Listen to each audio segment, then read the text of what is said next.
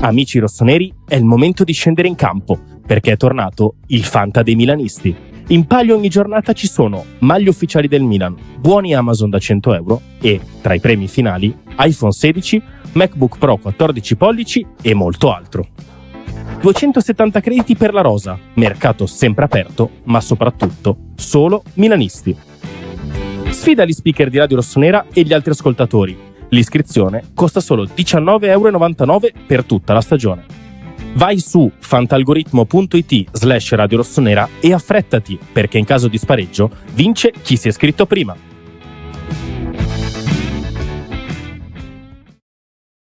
Ritrovati amici di Radio Rossonera, ritroviamoci qui per Obbligo di Riscatto, uno degli ultimi di questa stagione, visto che è il 27 agosto del 2025, ormai agli sgoccioli di questo calciomercato.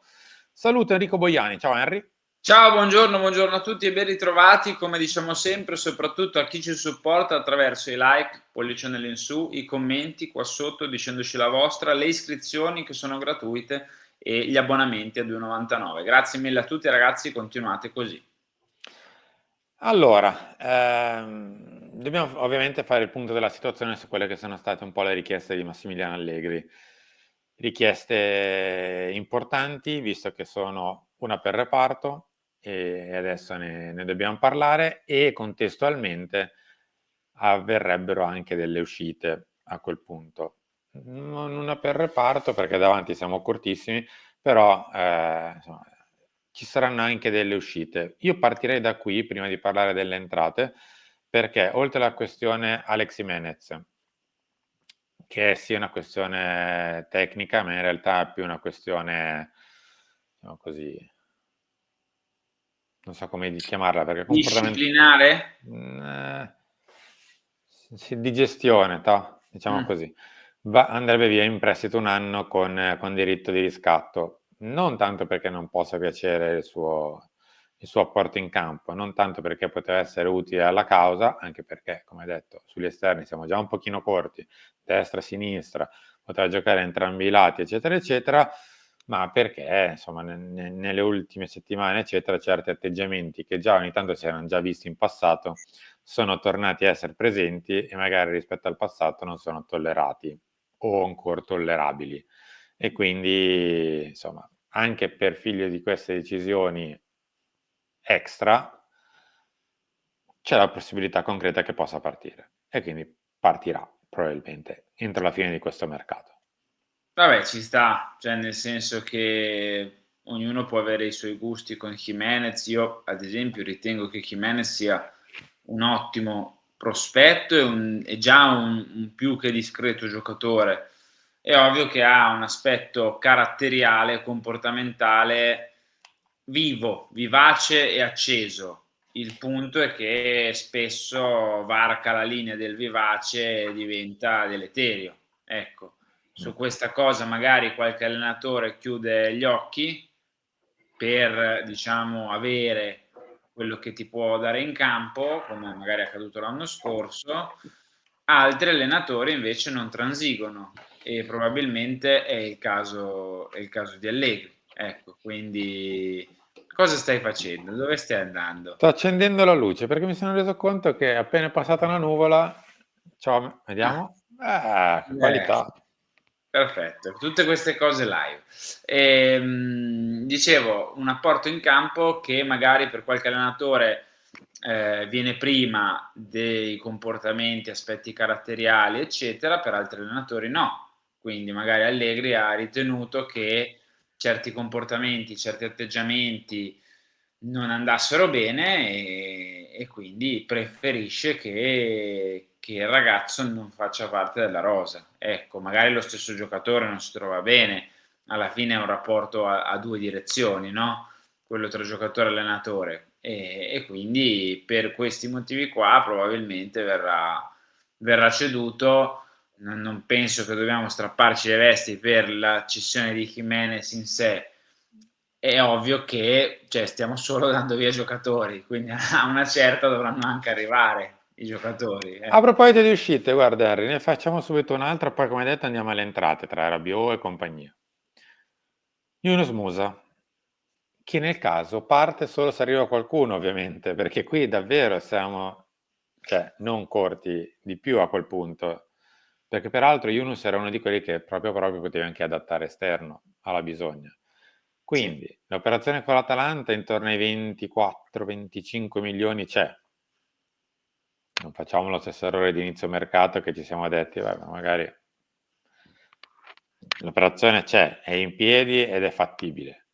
Il problema grosso è che prima bisogna far portare dentro qualcuno a questa squadra, perché altrimenti se parte anche Yunus Musa, ok. Quindi non verrà dato l'ok alla partenza di Yunus Musa fin quando non ci sarà l'arrivo di qualcuno. Non come si è fatto l'altro giorno con Okafor, che è mandato via Okafor e poi per 15 giorni, 20 giorni adesso siamo senza l'altro attaccante, perché ci siamo dimenticati che se esce qualcuno deve entrare. Ma se non lo fai, giochi le partite con un attaccante e un quarto. Va bene. Figurati se quei 20 milioni subito, 20 milioni, mannaggia. Vabbè, detto questo, aspettiamo di vedere chi entrerà per avere questa ulteriore uscita, ma insomma si farà la questione Yunus Musa non appena arriverà qualcuno. E quel qualcuno è una delle richieste di Massimiliano Allegri, ovvero Adrien Rabiot. Un grande classico, direi, di Massimiliano Allegri, che adesso noi apprezziamo tanto quello che sta facendo per il bene del Milan, cioè ha smosso leggermente le acque in questi ultimi giorni, cercando di forzare la mano anche dal punto di vista mediatico. Perché magari si è detto, se lo faccio solo in privato come avrò fatto nell'ultimo periodo, non basta. e allora è andato all-in. Quindi vediamo se succederà. Come detto, noi li vogliamo tanto bene, però Max Forse serviva un po' conosce prima. 5 giocatori nel mondo dello Ma sport. guarda, io Vabbè. ieri ho visto la bordo cam di DAZN di Milan Cremonese e per me sono i 90 minuti in cui lui si rende conto che forse qualcosì, per proprio lo evinci da quella bordo cam, cioè è proprio le cose che vanno nero su bianco, cioè che vengono tutte messe sul tavolo, no? Cioè la rosa un po' corta, la mancanza di alternative, magari qualche giocatore che è un doppione dell'altro, il non sapere anche un po' cosa fare, proprio a livello di scelte di rosa. Poi siamo d'accordissimo del fatto che non dovevi ritrovarti in quella situazione lì con la Cremonese, cioè dovevi vincere punto a prescindere da come era messa la squadra, però ecco, si evince proprio cioè il suo accorgersi che c'è qualcosa che non va di strutturale, ecco. È ovvio non che serviva la bordo cam di DAZN, ce l'eravamo detti neanche nel post partita, lo esatto. conosciamo ormai Allegri, sono 10 anni che è qui. E onestamente Rabiot è un suo nome, è una sua richiesta. Io Simo mi spingo anche un po' oltre, magari esagerando, dovesse arrivare Rabiot per me fa il titolare dal giorno zero di questa squadra, poi magari esagero, È scontato. Però sì, cioè, ci può stare, deve uscire Musa, se no siamo in 8 a centrocampo per 3 posti una volta alla settimana. Mi sembra anche qui un filo esagerato ed eccessivo. Poi ci sarà da discutere su come lo andiamo a risistemare il centrocampo, perché Rabiot in teoria la mezzala l'ha sempre fatta a sinistra più che a destra, ha sempre giocato sul centro-sinistra, prediligendo giocare sul piede forte, quindi stando sul centro-sinistra. Se si adatta a centrodestra forse meglio, visto che in teoria da quella parte lì c'è un po' di overbooking, a meno che Yajari non lo si veda veramente come play, e a quel punto però c'è overbooking in mezzo, perché tra Ricci, Modric e Yajari sono 3, con Rabiot a sinistra e uno tra Loftus e Fofana a destra.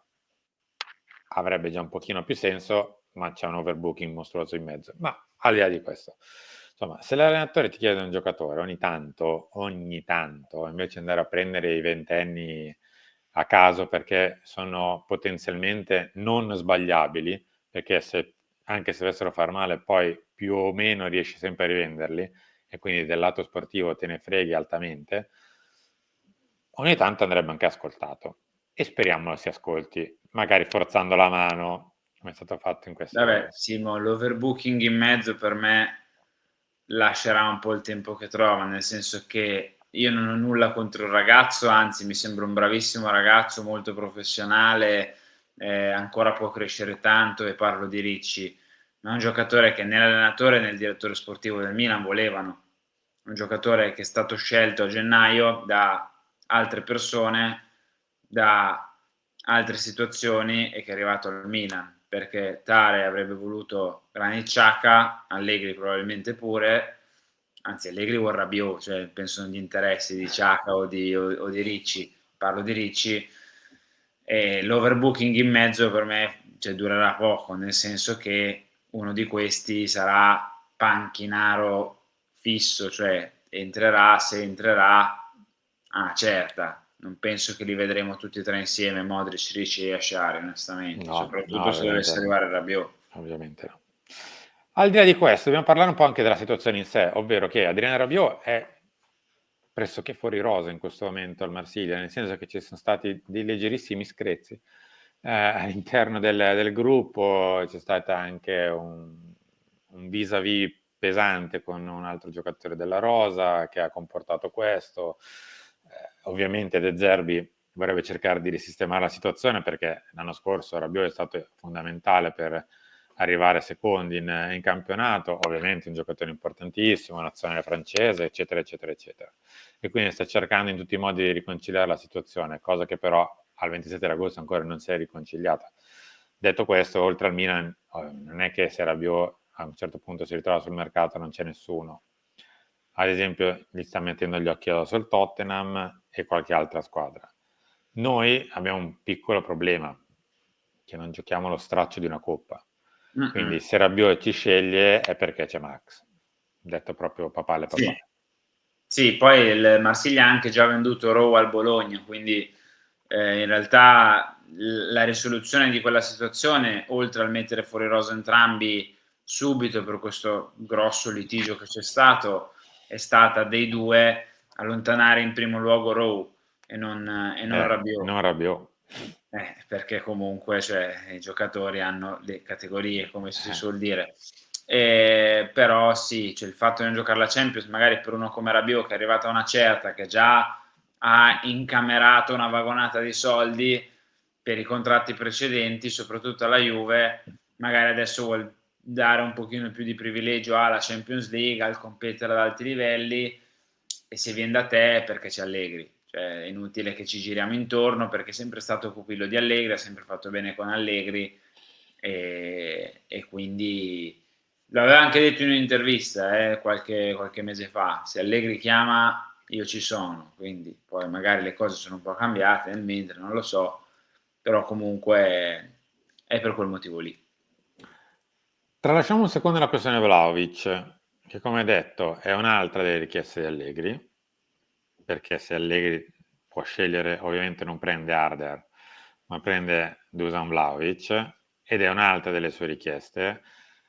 La questione Arder in questo momento è parcheggiata, un po' perché lo Sporting sta aspettando che il Panathinaikos liberi Ioannidis, ma il Panathinaikos non libera Ioannidis fino a giovedì, perché giovedì deve giocare il preliminare, e quindi usano Ioannidis, tra virgolette, povero Cristo, e poi lo liberano, e a quel punto si libererebbe la questione per il Milan per Arder.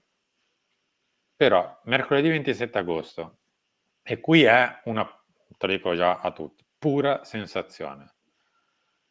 Per me rimane parcheggiato. Dici? Ma mi sa di una cosa che stiamo anche noi favorevolmente parcheggiando il Aspettando. giocatore, sì. In attesa di capire se la questione Vlahovic si può sbloccare o meno. Questione che non è semplicissima. Va bene, Vlahovic può anche chiedere la metà dei soldi, cioè 6 milioni, che già per noi è uno sproposito, perché andrebbe a sfiorare il massimo con i bonus compresi di Rafael Leao, perché Rafa prende 5 più bonus, e prenderebbe già 6. Quindi sarebbe il top di rosa della base fissa. Quindi già sarebbe oltre. Ma oltretutto ci sarebbe anche da sistemare una questione di bonus alla firma e la Sì. questione Juventus. tra parentesi, perché non è che è a zero. Sì, bonus alla firma, questione di Juventus che per me non è proibitiva a livello di cartellino, perché prima se ne liberano loro meglio è per i costi che ha da loro Vlahovic. Il mio augurio è che quello che hai detto sia vero, cioè che ci sia questa sorta di stallo per ardere, di attesa, non solo per la questione Ioannidis, ma anche perché il Milan sta facendo le valutazioni. Il punto è che oggi è mercoledì, molte persone magari vedranno questo video mercoledì pomeriggio, mercoledì sera, qualcuno anche giovedì mattina, siamo addirittura d'arrivo con il sciogliere le riserve per la situazione Harder, quindi o si fanno le robe in 4-4-8, che magari sognerei di leggere Breaking, Here We Go, Vlahovic alla Juventus al Milan rispetto a Harder, però comunque mancano poche ore, non è che manca molto, né alla fine dei turni preliminari di Europa League, Champions League eccetera, né alla fine del mercato. In tutto ciò venerdì giochiamo. Facciamo anche due conti in tasca. Se dovesse uscire Musa 25 circa, sono più o meno i soldi che servono divisi a metà per i due cartellini di Rabiot e Vlahovic. Marsiglia ha chiesto intorno ai 15, magari 13-14 riesce a portarlo anche via. Dall'altra parte la Juventus ne ha chiesti 15-20 per Vlahovic. Insomma, ci sarebbe nel caso da aggiungere qualcosa alle entrate di Musa, e spero che abbiamo questi 4-5 milioni che avanzano, anche perché ne abbiamo incassati 200 milioni, penso che abbiamo qualcosina in tasca da utilizzare, al netto che partiamo con meno 80 di Champions e il proprietario non mette un euro neanche a pagarlo lui. Ma questa è la situazione per questi due. Ultima situazione, invece, Henry, il difensore centrale. Perché Max ha chiesto anche il difensore, perché giustamente, scemo non è, si è reso conto che dietro la qualità è quella che è, e che tu puoi anche fare tutta la fase difensiva del mondo, ma se la qualità dietro è relativa, ti esponi agli errori singoli, perché tu puoi anche essere bravissimo a difendere, ma se poi Pavlovic si gira e invece dà la palla a Estupiñán da quella della Cremonese, rischia di fare il patatrack. Se Baschirotto si inserisce, la linea si comporta male, compresi i centrocampisti, il gol lo prendi lo stesso.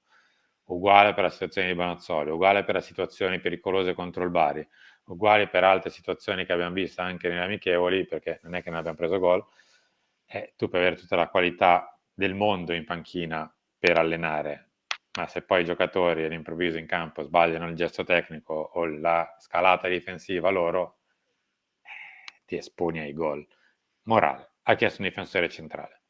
Morale speriamo arrivi 27 d'agosto, perché una stagione intera con i 4 che abbiamo, per me magari in Champions ci puoi anche andare, per carità, perché la Juve l'anno scorso è andata in Champions League con una difesa più o meno a livello simile a quella attuale del Milan, senza Bremer che era infortunato naturalmente, giocando con Kelly, Renato Veiga e questi giocatori qua,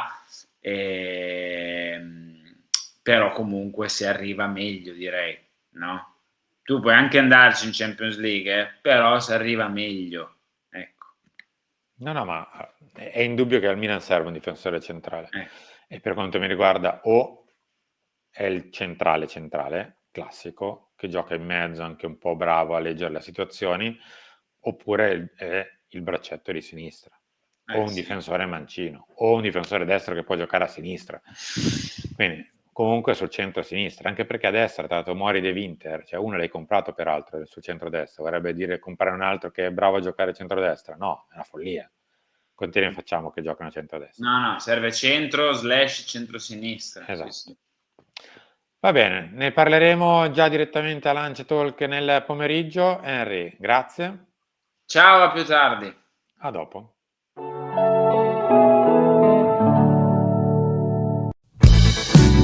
Amici rossoneri, è il momento di scendere in campo, perché è tornato il Fanta dei milanisti. In palio ogni giornata ci sono maglie ufficiali del Milan, buoni Amazon da 100 euro e, tra i premi finali, iPhone 16, MacBook Pro 14 pollici e molto altro. 270 crediti per la rosa, mercato sempre aperto, ma soprattutto solo milanisti. Sfida gli speaker di Radio Rossonera e gli altri ascoltatori. L'iscrizione costa solo €19,99 per tutta la stagione. Vai su fantalgoritmo.it/Radio Rossonera e affrettati, perché in caso di spareggio vince chi si è iscritto prima.